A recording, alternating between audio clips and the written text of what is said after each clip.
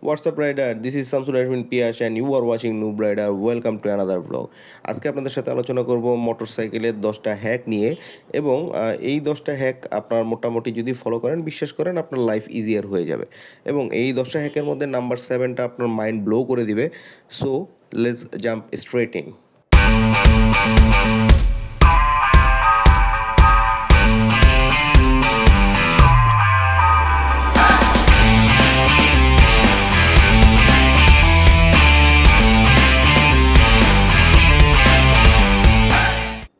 আপনি যদি tank bag use না করে থাকেন, আজকে যেই একটা ট্যাঙ্ক ব্যাগ যেটা ম্যাগনেট দিয়ে আপনার টাঙ্গির সাথে লাগবে সেটা কিনে ফেলেন। আপনার ব্যাকপ্যাক যখন আপনি ট্যুরে যান বা যেখানে যান, কাঁধে যখন সবসময় প্রয়োজনীয় জিনিসের জন্য একটা ব্যাকপ্যাক ঝুলান, এতে আপনার লং টাইম পর একটা ব্যাক পেইন হতে পারে, একটু আনইজি লাগতে পারে। So tank bag is quite essential and এটা হচ্ছে হলো আপনার ব্যালেন্সেও কোনো সমস্যা করে না। তবে যদি ট্যাঙ্ক ব্যাগ না থাকে, ট্যাঙ্ক ব্যাগের যেহেতু প্রাইস বেশি, আমি যেটা করি, আমি যে কোনো ট্যুরে ছোটোখাটো যদি ডে ট্যুরও হয়, কিছু লাগবে না, তা হচ্ছে হলো আমি একটা ব্যাগ বাঞ্জি কর্ড দিয়ে আমার ব্যাক সিটে বেঁধে নিই। কিন্তু যারা ডাবল পিলিয়ন নিয়ে চলবেন, তখন তো হচ্ছে হলো আপনি আর বাঁধতে পারবেন না। সেক্ষেত্রে আপনি একটা লাগেজ ক্যারিয়ার লাগাতে পারেন, অথবা আপনি একটা ট্যাঙ্ক ব্যাগ ইউজ করতে পারেন। So tank bag is quite essential, কেননা হচ্ছে হলো আপনার লং রাইডে ট্যাঙ্ক ব্যাগের কারণে আপনি হচ্ছে হলো কমফোর্টেবল থাকবেন। আর যদি বাঞ্জি কার্ড নিয়ে পিছনে বড় ব্যাগ বাঁধেন, আমি আরও কমফোর্টেবল, কেননা আমার পিছনে একটা সিটের মতো হয়ে যায় তখন। আপনি যদি গরম আবহাওয়ার মধ্যে বা ট্রাফিক জ্যামের মধ্যে জার্নি করেন, সেক্ষেত্রে হচ্ছে হলো আমরা যারা গ্লাভস পরি, এবং গ্লাভস অবশ্যই একটা ম্যান্ডেটরি আইটেম, যারা গ্লাভস পরি তাদের হাত ঘেমে যায়, গ্লাভস গন্ধ হয়ে যায়, আপনার আঠায় এটাকে কী বলে, আঠালো হয়ে যায় ভিতরটা। তো খুবই আনইজি একটা সিচুয়েশন তখন। তো এটার জন্য হচ্ছে হলো আপনার একটা, যদি আপনি বেবি পাউডার যদি গ্লাভসের মধ্যে দিয়ে ইউজ করেন, সেক্ষেত্রে এই যে আঠালো ভাবটা বা হচ্ছে হলো ঘামে ভেজা হাত, ঘামের জন্য গন্ধ, এগুলি আপনার গ্লাভসে হবে না, এবং গ্লাভস ফ্রেশ স্মেল করবে। সো গ্লাভসের মধ্যে বেবি পাউডার দেওয়াটা একটা খুবই ভালো হয়। সিটের নিচে যদি আপনি কয়েকটা জিপ টাই রেখে দেন, এটা আপনার জন্য লং রানে খুবই কাজের।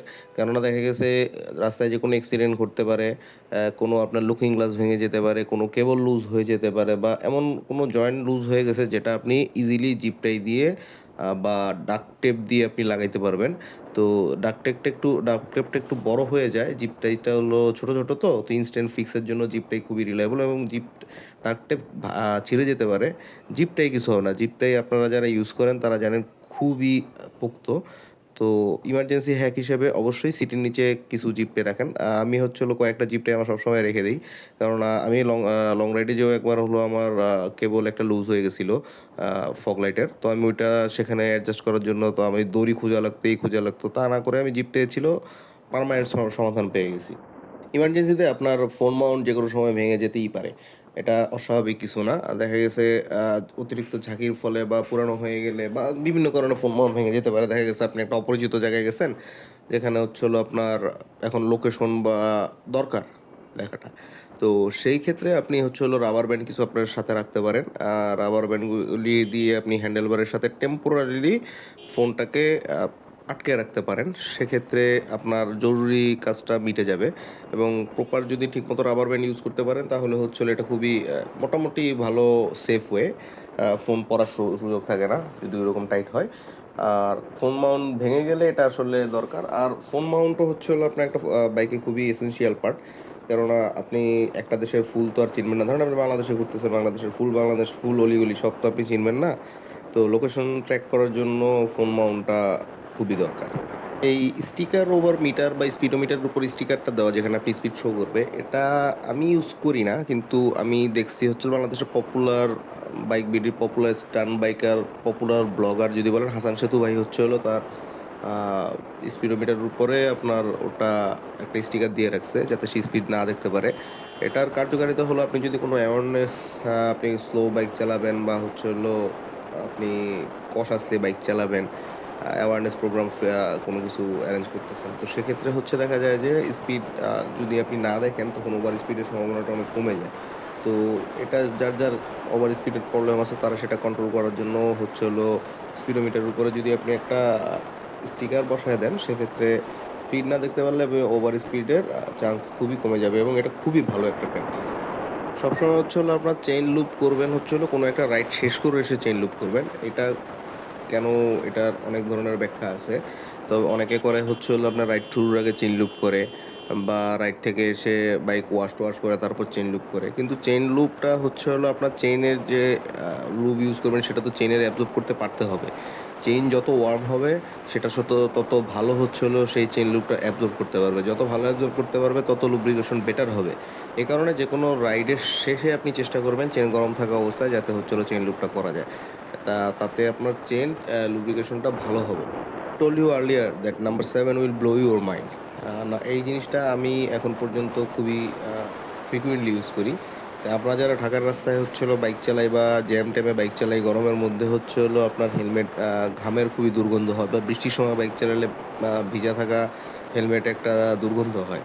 তো সেক্ষেত্রে আপনি যেটা করতে পারেন যে একটা টয়লেট পেপার রোল নেবেন, সেটার মধ্যে বেকিং সোডা ইউজ করবেন এবং সেই র্যাপটাকে একটা পরিষ্কার মোজায় ভরে সারা রাত হচ্ছে হলো হেলমেটের ভিতর দিয়ে ওটা রেখে দিবেন।